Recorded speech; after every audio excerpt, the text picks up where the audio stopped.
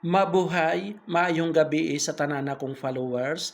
Guys, ako si Alexi Fernandez, taga Davao City, Philippines. Guys, kining nahitabo karon sa Los Angeles, California, sa lugar sa Hollywood. Di ba dako makayo ang sunog, which is in fact daghang mansions nga nasunog owned by the celebrity people, owned by the celebrity stars, rich people.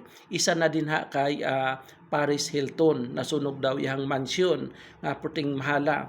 Kini nga situations guys, naa ni siya purpose. This is a wake up call para sa ilahang tanan. Actually dili lang para sa ilaha guys nga wake up call, kundi sa tuang tanang tao na sa kalibutan. Madato man ka o mapobre man ka, you should be mindful. Every reasons guys, there is always God's purpose. God's purpose na siya guys, whether you like it or not. Mo agree man ka sa kuha o dili.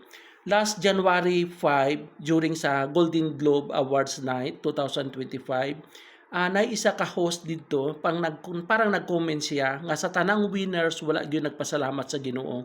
Then parang nabanggit nila na the God of the universe, zero mention. Parang ana din, the people there were mocking. Parang nagyaga-yaga.